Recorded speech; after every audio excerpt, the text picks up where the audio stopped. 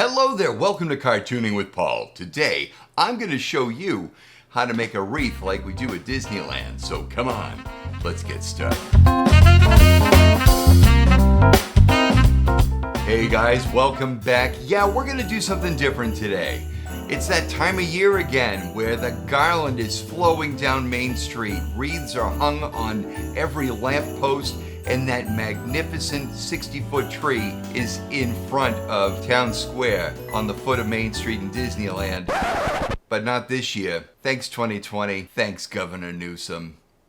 Now, just to be upfront, if you're looking for Disney trade secrets, this is not the video. I won't be sharing any of that here. Sorry. We have everything you need right here, and everything was purchased at your local craft shop. I have a 24-inch Christmas wreath, two 18-inch Christmas wreaths, a plethora of different size and texture Christmas ornaments, all plastic, and then we have elements that will go in throughout the wreath.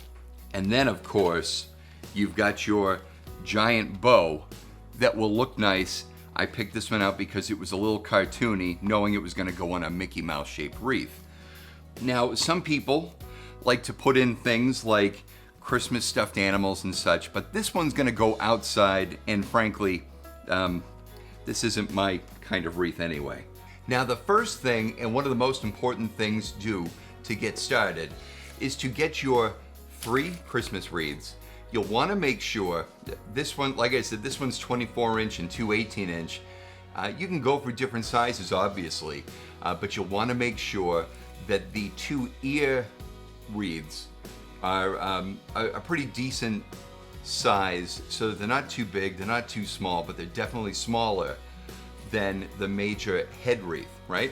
The bigger wreath has these 2 bars inside for shape. So to attach them, I grabbed this spool of wire, and what I did was I laced around very tightly in between the 2 different wreaths, and then I soldered them. You don't have to solder, especially if you don't have any soldering equipment.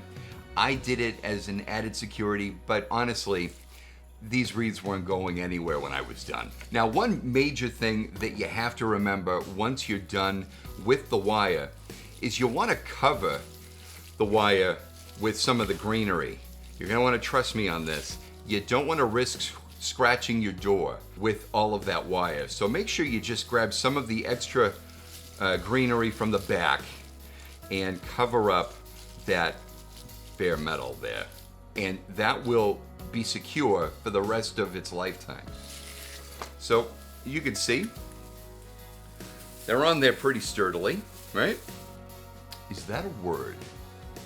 And then what you'll want to do is make sure you fluff out all of the greenery. You want to make this look as natural and as full as you can, right? Now, the next thing we have to do is prep the ornaments. Like I said before, these ornaments are made of plastic. This wreath is going to be hanging on my door outside. It's going to be subject to the elements, real harsh sun. We're going to be dealing with wind. I don't want anything happening. We don't need any glass broken at my doorstep, so plastic is the best way to go. So what you do is you take your drill and you drill in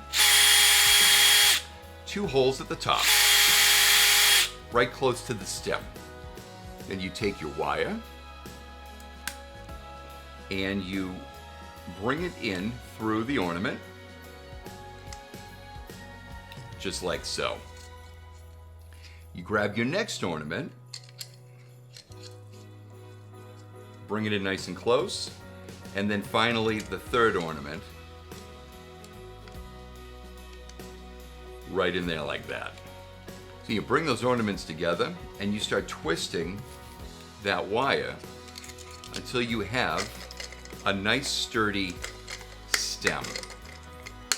Then we're gonna cut off the excess.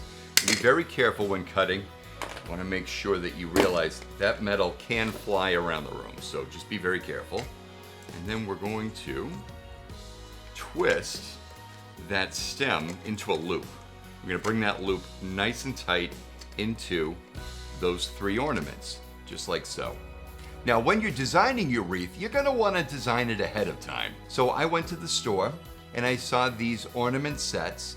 So when deciding the red, green, and white scheme, I needed to get different sizes, different textures. I got some shiny, some satin, and some opaque looking ornaments. You wanna vary the sizes.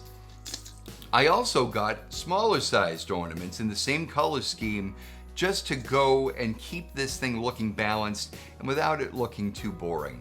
You don't want everything looking too uniform.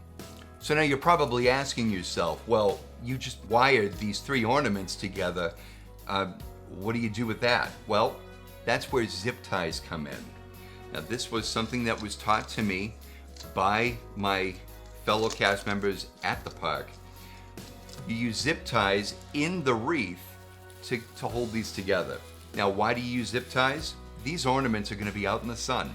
They're going to get faded. They're going to be out in the rain. There's dirt, there's dust. There's all kinds of things that'll happen to this ornament, and it's going to look cruddy next year. So you're going to want to be able to switch them out and give yourself a fresh new wreath. So what do? You just cut the zip tie and remove the ornaments. So what we're going to do is we're going to take that zip tie and we're going to put it into that stem that we curled up. Then we're going to wrap around the wreath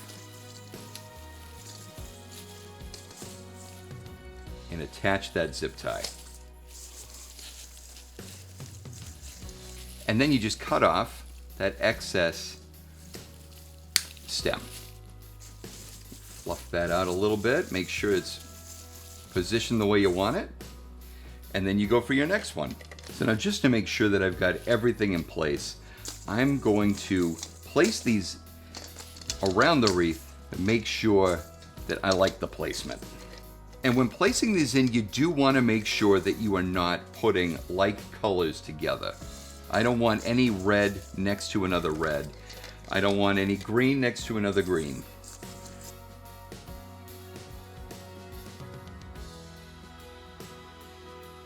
Now, I do want to point out that the wreaths that are made at Disneyland are full of ornaments. To load the wreath up or the garland up with lots of ornaments gives it a nice rich feel.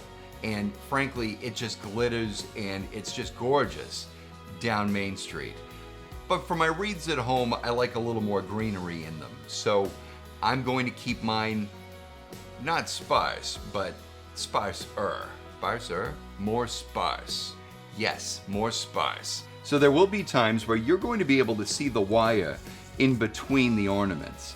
So what I do is I just take a piece of greenery and I'll just wrap it around one of the ornaments and it fills that in for you. Nice and easy.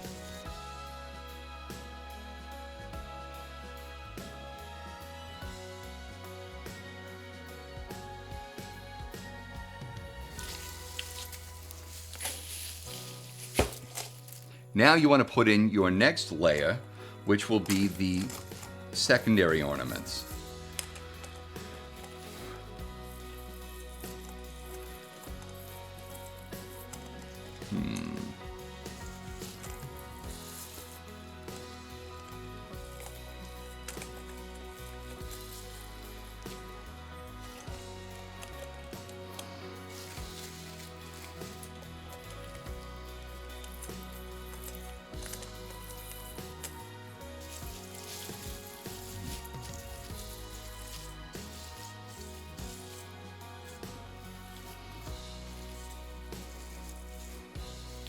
As you can see, we're doing everything in layers. Now that I've got all of the ornaments good and secured, I'm going to add in the layer of elements.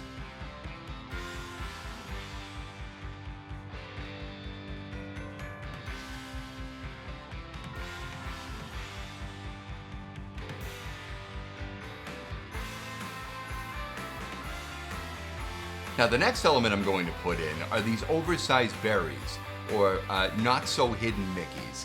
I've made half a dozen and they're going to fill in wherever we need another little pop of color.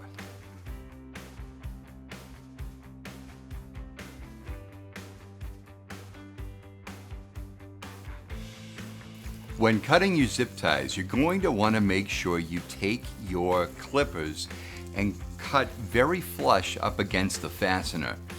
Otherwise, you'll leave yourself a bit of a jagged edge that could cut you. So you want to make sure you're very careful, not only with the tools, but also how you cut those zip ties.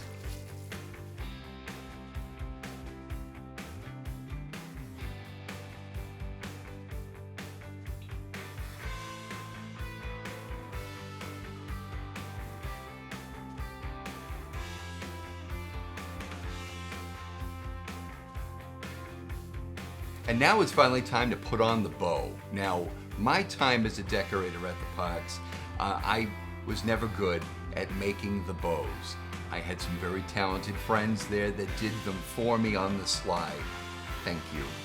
So while I was out shopping for everything I needed to create this wreath, I bought a bow.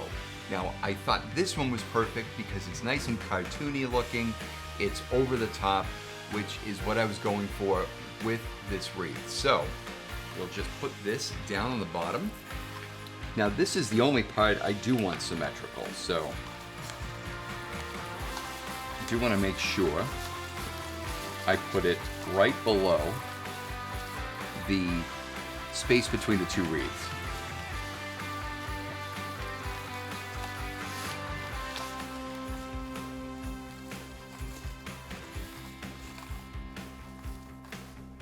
And there you are, guys, all you need to create some Disney magic at home. I want to thank you guys so much for watching, and until the next video, we'll see you later.